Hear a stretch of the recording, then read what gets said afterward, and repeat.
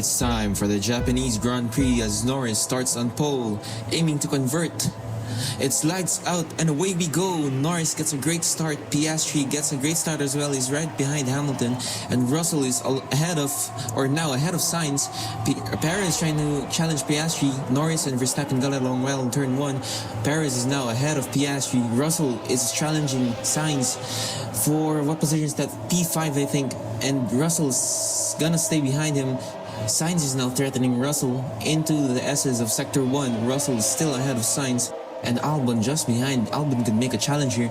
Sainz is sticking very well to that Mercedes as they go through the left-hander, and Sainz is gaining on Russell, as he gets a little wobble there, and Russell is now heading to the Degner 1, clean. Oh, he goes wide. Sainz is now making a move. They make contact, and Russell is on the gravel. Albon has an opportunity here to pass, and he does. Russell is now under threat from Alonso, and as they go into the hairpin, Russell is in the inside line, and he seems to defend that line. Let's look at the recap here as Russell goes wide on Degner 1 and can't seem to get control of his slowdown for his Mercedes, and Sainz just made He just fully turned into me. Sainz just made a crazy move down there. George Russell now making a move for P7 on Alexander Albon. He's so quick down the straights, down into turn 1. Russell forcing it down the inside. Albon just has to make space. What a move that was. It's up to P7 now for Russell. Let's have a look here. Down the inside, just was so much straight line speed, and Albon just has to make way because Russell is already there. Clean racing from the 2, and Russell is up to P7.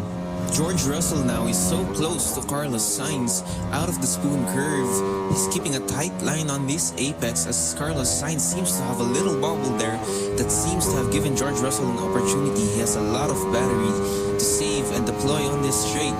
Now will Russell lift or will he go for the move? He goes for the move. Sainz has to go a little bit wide, and Russell is through to P6. Sainz is falling behind in the chicane. Will he make a move? No. Russell keeps ahead, and Sainz now is behind in P7. What a move. Norris is still leading out in front. He's a man on a mission right now. But speaking of a man on a mission, Russell is here trying to overtake Piastri down into turn 1. Will he make it stick? No, he stays behind the Australian. Wow, what a send. This battle has been brewing for a couple of laps now. Russell is right behind Piastri on the main straight. He is deploying his battery, gaining. Russell down into turn 1. Piastri tries to defend. Russell goes around the outside, and will he make it stick? No, he stays behind the Australian for another lap, and this is just delaying the lead that Russell wants to get as he sticks around in P6.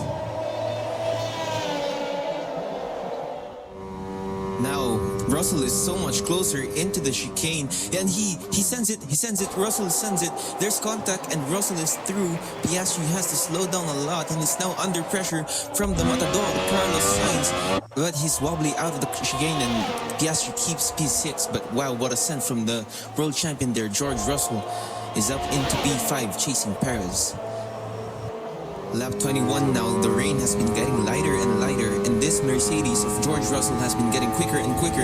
He's gaining on Sergio Perez down into the quick left-hander. Russell makes it stick. Perez goes a little bit wider on the green stuff, and Perez stays behind, but will he make it back? Perez sends it on the chicane, and Russell, I think there's contact. Russell goes a little bit wider but keeps the position. Perez is down to P5, Russell up to P4. So we can look at here, Perez was braking much later than Russell here, and he's turning in, but Russell is also making the corner, and they just make contact. Thankfully, there's a little bit damage on the Mercedes as they report.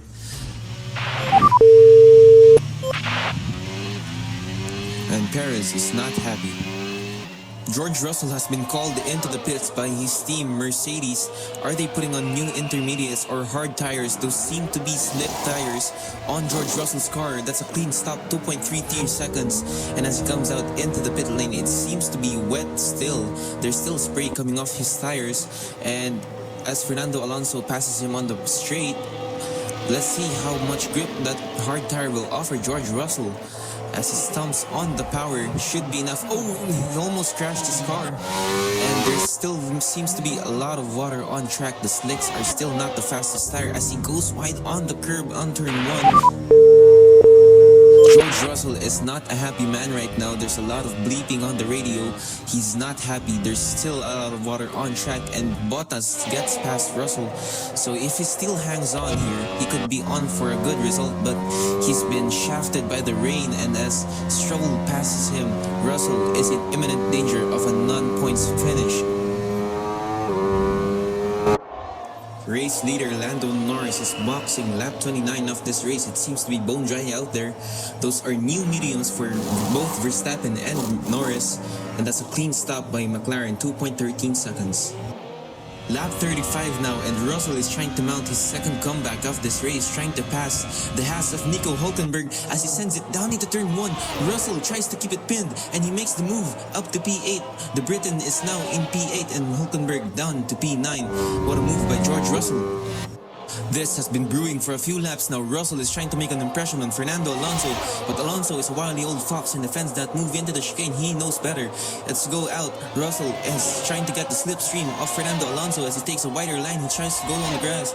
There's a lot of grip there, and Russell is gaining. Fernando Alonso doesn't have a lot on the tank, and Russell is past the Alonso Aston Martin. Down into turn 1, Russell is up to P7 trying to chase Carlos Sainz up ahead. George Russell now has been gaining on the Spaniard. Carlos Sainz does not have a lot in the tank as Russell keeps it pinned into turn 1, and he makes the move stick up to chasing Albon. Russell now is gaining on Alexander Albon. That Mercedes is quick on a straight line as we see.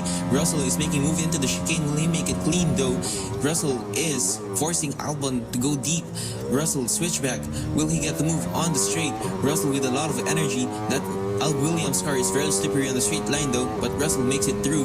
Will he hold it into turn 1? I think he will, as Russell now keeps P5 ahead of Alexander Albon trying to chase. Russell has been making moves on Piastri all race, and now in the dry he tries to make a move again into turn 1. Russell sends it. Russell is up to P4, Piastri down to P5. What a move by Russell there. Piastri taps the rear wheel off. This has been brewing for a couple of laps now. Russell is trying to make a move on Sergio Perez, and they make contact into turn 1. Perez is so wide. Perez is trying to make a recovery here but can't rejoin unsafely. And will he rejoin safely? Oh no, he gets hit by Fernando Alonso there. There's a lot of contact. Let's look at that collision by Russell and Perez that's been brewing all race long as Perez gets sent to the gravel into turn 1, and he tries to make a safe rejoin and doesn't seem to be notified by his engineer of Fernando Alonso getting hit there by Perez. And as we see, Fernando just couldn't make a move there, otherwise they'd crash. Even worse, DNF. Lando Norris has been in command since the lights went out here in Suzuka. From a soaking wet start to a bone-dry finish, he's mastered every lap, every change of condition, every ounce of pressure from Max Verstappen behind. The gap is 4 seconds, the crowd is on their feet, and McLaren are about to celebrate in style. Out of the casino triangle for the final time, Lando Norris wins the Japanese Grand Prix. From pole to victory, from wet to dry. That was simply magnificent from the Brit. You done it, mate. You done it. As Max Verstappen finishes in second place, and right behind them, or far behind them, is 17 seconds behind, is George Russell with an epic comeback drive with a lot of blunders on the track. I think their ability to keep their cool, even during some of the more hectic parts of the race, meant they were able to capitalise on the mistakes of other drivers, giving them the opportunity to make their way to the top spot.